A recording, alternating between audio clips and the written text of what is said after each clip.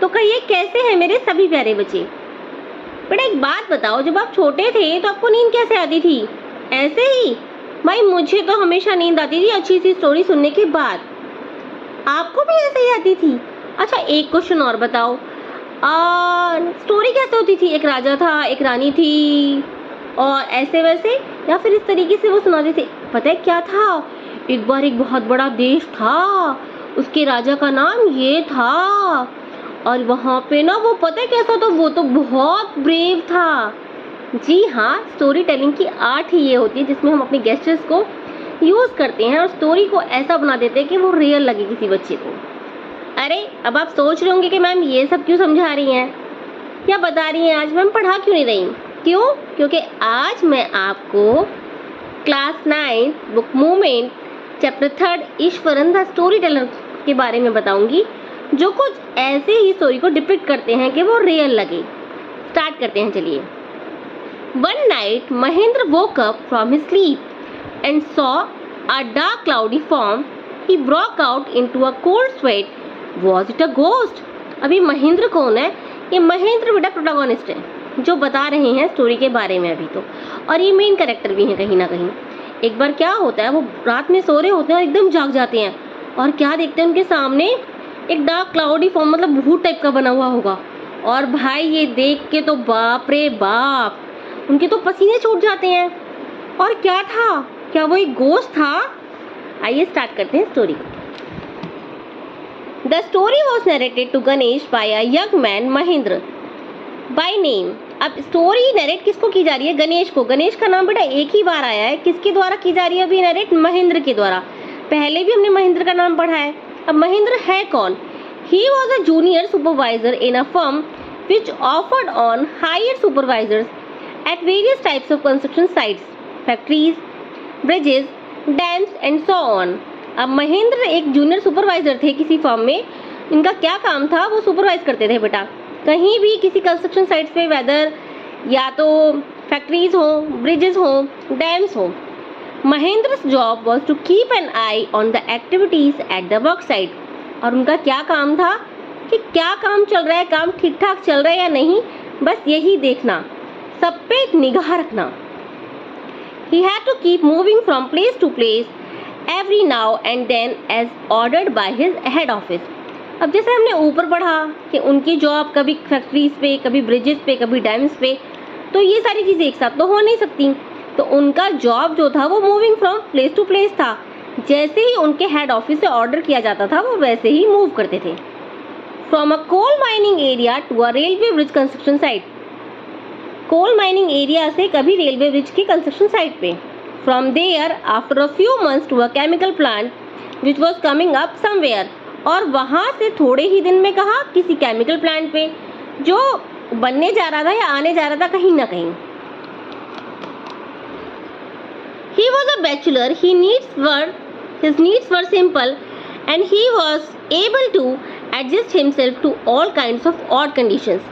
अब ये भी नॉर्मल है कि भाई बैचलर थे तो ज़्यादा नीड्स तो थी नहीं, वो बहुत इनकी नीड्स सिंपल थी और कहीं भी वो बहुत जल्दी एडजस्ट हो जाते थे, एडजस्टेबल थे, कोई भी कंडीशन हो, whether it is odd or even, whether it was an ill equipped circuit house or a makeshift canvas tent in the middle of a stone query.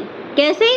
मतलब बेटा कहीं भी एडजस्ट हो जाते थे वो, कोई सर्किट हाउस हो या और अ मेकशिफ्ट कैनवस मतलब टेम्पररी टेंट हो। कैनवस का मतलब होता है कपड़े से बनाया हुआ टेंट बेटा, कैनवस टेंट का मतलब इन the middle of a stone query, कहीं भी माइनिंग एरिया में, और वो वहाँ भी अपने आप को एडजस्ट कर लेते। But one asset he had was his cook. और उनके पास एक एसेट था, मतलब एक अच्छी चीज़ थी उनके पास में, और वो कौन था? जी हाँ, वो थे उसके कुक, ईश्वरन जिनका नाम था, जिनके ऊपर स्टोरी बनी है या फिर जिनके ऊपर हमारे चैप्टर का नाम है। The cook was quite attached to Mahendra and followed him uncomplainingly wherever he was posted. अब जो कुक थे ईश्वरन, वो इतने अटैच थे महेंद्र से कि वो जहाँ भी उनकी पोस्टिंग होती थी वो बिना कंप्लेन किए उनके साथ में चले जाते थे। He cooked for Mahendra, washed his clothes and chatted away with his master at night. और वो उसके इतने अच्छे फ्रेंड थे, मतलब नॉट ओनली उनका ख्याल रखते थे, उनके लिए खाना बनाते थे या उनके कपड़े धोते थे, वो उनसे इतनी बातें करते थे रात में जैसे कोई बेस्ट फ्रेंड हो। He could weave out endless stories.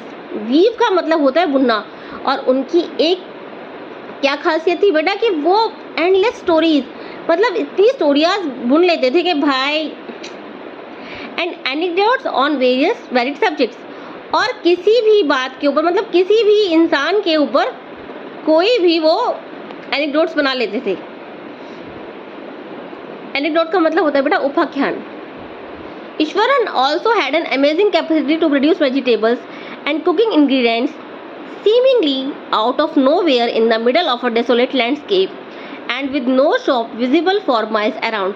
अब उनके पास में एक कैपेसिटी और थी कि भाई वो कहीं भी कुकिंग इंग्रेडिएंट्स या वेजिटेबल्स प्रोड्यूस कर सकते थे, चाहे वो एक अनउपजाऊ बंजर खेत हो जहाँ पे कोई शॉप भी ना हो, बहुत दूर दूर तक विजिबल ही ना हो shop. He would miraculously conjure up the most delicious dishes made with fresh vegetables within an hour of arriving at the zinc sheet shelter at the new workplace। और भाई ये दूसरी बात क्या थी कि वो बहुत ही चमत्कारपूर्ण ढंग से प्रकट कर देते थे बहुत ही डिलीशियस खाना। ओ मुँह में पानी आ गया क्या? भाई पहले स्टोरी पढ़ लो कि इस चैप्टर में है क्या। Mahendra would be up early in the morning and leave for work after breakfast. अब भाई महेंद्र तो बहुत जल्दी से उठ जाते थे सुबह सुबह, और खाना खाने के बाद, मतलब ब्रेकफास्ट के बाद में ही वो काम पे चले जाते थे। Carrying some prepared food with him, और क्या लेके जाते थे? थोड़ा बहुत फूड लंच के लिए। Meanwhile Iswaran would tidy up the shed, इतने में वो सारा काम करता था घर का, wash the clothes and have a leisurely bath, और आराम से धीरे धीरे बात देता था। Pouring several buckets of water over his head muttering a prayer all the while, और इस बीच वो क्या करता था? पानी की बकेट्स, मतलब बकेट्स में पानी भर के अपने ऊपर डालता था, और को मटर करना मतलब धीरे धीरे कोई प्रेयर बोलता रहता था इस बीच में। It would be a lunch time by then, और ऐसे ही धीरे धीरे लंच टाइम हो जाता था। After eating he would read for a while before dosing of, और नींद आने से पहले, डोजिंग ऑफ का मतलब होता है बेटा नींद आना, नींद आने से पहले उसको एक आदत थी रीड करने की, किताबें पढ़ने की, जो आप सभी में भी होनी चाहिए। The book was usually some popular thriller running 200 of pages, और वो कैसी बुक्स पढ़ते थे? थ्रिलर बुक्स, जो तमिल में लिखी होती थी। थ्रिलर क्या होता है बेटा? जिसमें कोई सस्पेंस बना हो, और जो करीब 100 पेजेस की होती थी। Its imaginative descriptions and narrative flourishes would hold Iswaran in thrall, और जिस तरीके से वो बताते थे ना, जिस तरीके से वो नैरेटिव्स बनते थे, वो उसको ईश्वरन को एक सनसनी में, मतलब थ्रॉल में रखते थे, यार क्या होगा, कैसे होगा, और ईश्वरन भी फिर स्टोरी को वैसे ही डिपिक्ट करते थे। His own description were greatly influenced by the Tamil authors that he read। बेटा ये नॉर्मल सी बात है, हम जैसा पढ़ते हैं वैसे ही हमारी सोच बन जाती है। तो अब वो तमिल थ्रिलर स्टोरीज पढ़ते थे तो उनकी वो डिपिक्शन भी ऐसे ही करते थे जो स्टोरीज होती थी उनकी। When he was narrating even the smallest of incident, he would try to work in suspense and a surprise ending into the accounts। वो नैरेट कैसे करते थे? कोई छोटा सा इंसिडेंट भी होता था ना, तो वो ऐसे नैरेट करते थे उसको कि सस्पेंस क्रिएट करते थे उसमें, और सरप्राइज होता था लास्ट में। For example, instead of saying that he had come across an uprooted tree on a highway, he would say with an eyebrow suitably arched and hands held out in a dramatic gesture। अब ये ना बोल के कि मैंने कोई जंगली झाड़ी देखी या ऐसा कुछ भी, वो पहले अपनी आईब्रोज को आर्क करेंगे, कोई गेस्चर बनाएंगे, और तब वो कुछ बोलेंगे कोई ड्रामेटिक गेस्चर के साथ में। The road was deserted and I was alone. पता है क्या हुआ था? बंजर रोड पड़ी हुई थी और मैं बिल्कुल अकेला था। Suddenly I spotted something that looked like an enormous bushy beet lying sprawled across the road। और तभी मैंने पता है क्या देखा? बहुत बड़ा जंगली जानवर, जैसे कहाँ पड़ा हुआ था? वो रोड के ऊपर पड़ा हुआ था। बाप रे बाप, कोई धब्बेदार था वो जानवर भी ना, ऐसे ही नहीं था कोई इधर उधर लेटा हुआ था वो। I was half inclined to turn and go back। भाई मैं तो मुड़ने ही वाला था और भागने ही वाला था। But as I came closer, I saw that it was a fallen tree with its dry branches spread out। मगर जैसे ही मैं करीब आया, मैंने क्या देखा? अरे ये तो एक ट्री है जो गिर गया है। उसकी ब्रांचेस कैसी हैं? वो गिर गया है तो ड्राई ब्रांचेस हैं जो इधर उधर पड़ी हुई हैं। Mahendra would stretch himself back in his canvas chair and listen to Ishwaran's tales uncritically. और इवन महेंद्र को पता होता था कि ये कैसी स्टोरीज बता रहे हैं, ये झूठ भी है या कुछ भी, बट उनको इतना मजा आता था ना स्टोरीज को सुनने में कि वो अनक्रिटिकली कुछ भी मतलब क्रिटिसाइज ना करते हुए स्टोरी को सुनते थे। अब वो बताते हैं कौन, Eswaran. The place I came is famous for timber. Eswaran begin. अब ईश्वरन क्या बताते हैं कि भाई मैं जहाँ से आता हूँ ना वो प्लेस पता है टिम्बर के लिए फेमस है। There is a richly wooded forest all around. और वहाँ पे ऑल अराउंड क्या है, एक बहुत ही घना जंगल है। The logs are hauled on to the lorries by elephants. और कैसे है भाई, ऐसे घसीटा जाता है लॉरीज पे लकड़ को, किससे, एलिफेंट के द्वारा। They are huge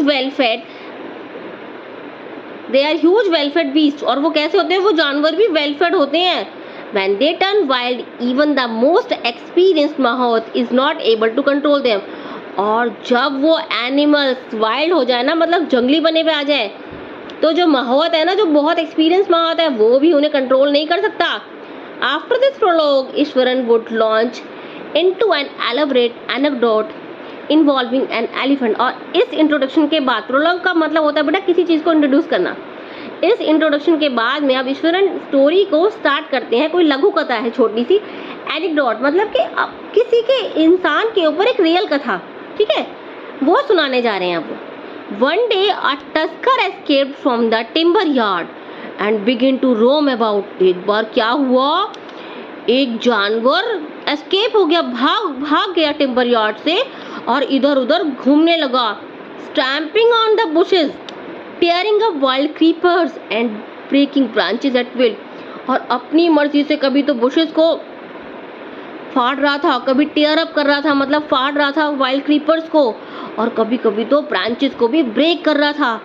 you know sir how an elephant behaves when it goes mad. और वो कहते हैं कि सर आपको तो पता ही है जब एलिफेंट पागल हो जाए तो वो कैसे करता है भाई। Eswaran would get so caught up in the excitement of his own story that he would get up from the floor and jump about, stamping his feet in emulation of the mad elephant। emulation का मतलब होता है बेटा imitate करना, नकल करना किसी चीज़ की। तो वो बता रहे हैं कि जैसे ही वो ये सब बता रहा था तो वो अपनी ही स्टोरी में इतना खो जाता था कि भाई कूद जाता था वो, जैसे कि एलिफेंट की वो इमिटेट करने का नकल करते थे कि कैसे जंप किया, फिर अपने फीट्स को ऐसे ही वो बढ़ाते थे आगे जैसे कि कोई मैड एलिफेंट हो। The elephant reached the outskirts of a town. अब एलिफेंट कहाँ पहुँच गया, हमारे टाउन के आउटस्कर्ट पे। It came into breaking the fences down like match sticks. और उसने दीवारों को कैसे तोड़ दिया, फेंसेस मतलब दीवारों को जैसे कि माचिस की तिल्लियाँ तोड़ते हैं। ही वुड कंटिन्यू, और वो कहते रहे। It came into the main road and smashed all the stalls selling fruits, mud pots. The main road smashed all the stalls selling fruits, mud pots and clothes. अब वो बताते हैं, continue करते हैं कि भाई जब वो मेन रोड पे आता है तो पहले तो वो स्मैश करता है सारी की सारी जितने भी फ्रूट सेलिंग की स्टॉल्स थी, फिर पॉट्स को मड में भर के, क्लोथ्स को, सबको गंदा कर देता है। People ran helter and skelter in panic. और लोग इधर उधर भागते हैं परेशान होके। हेल्टर एंड स्केल्टर का मतलब होता है बेटा here and there. The elephant now entered a school ground where children were playing. अब कहाँ पे एंटर करता है वो, स्कूल ग्राउंड में जहाँ पे बच्चे खेल रहे थे। Breaking entered a school ground where children were playing breaking through the brick wall. और कैसे करता है भाई, किसी भी ब्रिक मतलब जो ब्रिक वॉल की जो ब्रिक्स वॉल की होती है उसको तोड़ के वो एंटर करता है।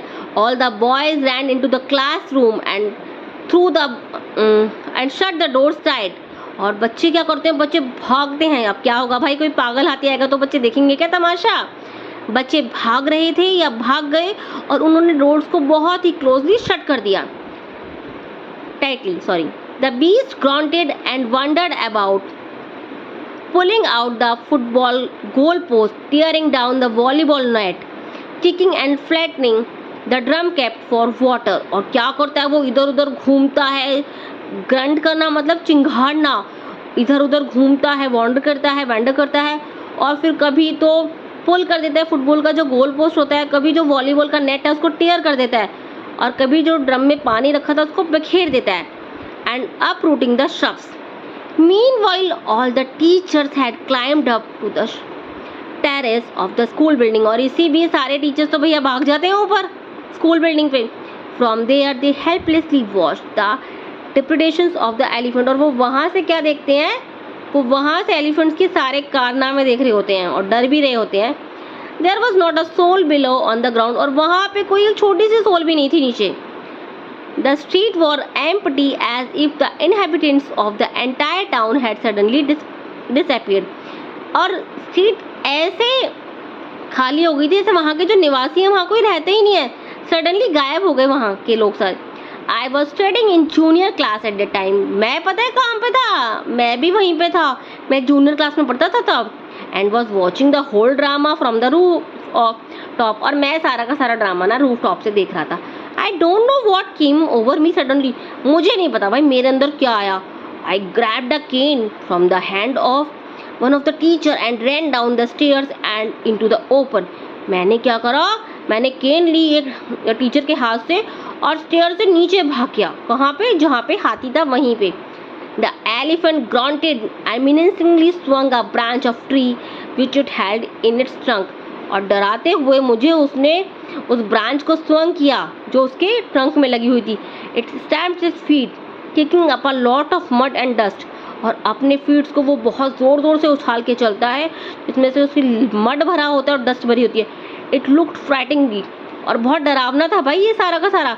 But I moved slowly toward it. मगर मैं भी पक्का था, मैं धीरे धीरे उसकी तरफ करा, स्टिक इन हैंड, अपनी स्टिक को हाथ में लेके. People were watching the scene hypnotized from nearby housetops. और लोगों को तो लग रहा था भाई ये तो मंत्र मुग्ध करने वाला है, ये क्या हो रहा है. सारे के सारे लोग ध्यान से देख रहे थे. The elephant looked at me red-eyed. और एलिफेंट मुझे कैसे दिख रहा था, गुस्से में, लाल आंखों में. Ready to rush towards me. और जैसे कि वो मेरी तरफ रश करने के लिए, भागने के लिए तैयार है. It lifted its trunk and trumpeted loudly. उसने अपनी ट्रंक को लिफ्ट किया और बहुत जोर से वो चिंगाड़ा. At the moment I moved forward and mustering all my force, wagged its third toenail on the quick. और मैंने क्या करा, मैं भी भाई आगे बढ़ा, अपनी पूरी फोर्स लगाई. मस्टरिंग करना मतलब बहुत ज़्यादा फोर्स लगाई है अपनी, और वैग्ड करना मतलब एकदम उसके थर्ड नोटेल पे उससे मैंने स्टिक से उसको मारा. The beast looked stunned for a moment. और थोड़ी देर के लिए तो जो वो जानवर था, बीस्ट मतलब होता है जानवर, वो स्टन हो गया. Then it shivered from head to foot and collapsed. और क्या हुआ भाई, वो तो शिवरिंग करने लग गया सिर से लेके पाँव तक, और कोलैप्स मतलब नीचे गिर गया. At this point, Eswaran would leave the story unfinished and get up mumbling. और वो बड़बड़ाते हुए उठ गया. I will be back after lighting the gas and warming up the dinner. अब वो तो ऐसे बोल रहा है जैसे कुछ हुआ ही नहीं. बोलता कि मैं अभी अभी आता हूँ थोड़ी देर में, बस गैस को लाइट कर दूँ और अपना खाना गर्म कर लूँ. Mahendra, who had been listening with rapt attention, would be left hanging. अब भाई वो तो आधे में रह गए थे महेंद्र, उनको तो लग रहा था अब क्या होगा, कब कैसे होगा. When he returned, Eswaran would not pick up the thread of the story right away. अब ईश्वरन जब आए तो वो तो शायद से भूल गए थे, उन्होंने इस स्टोरी को शुरू ही नहीं करा. Mahendra would have to remind him that the conclusion was pending. अब महेंद्र को तो भाई उसको रिमाइंड कराना पड़ रहा था कि भाई कंक्लूजन है.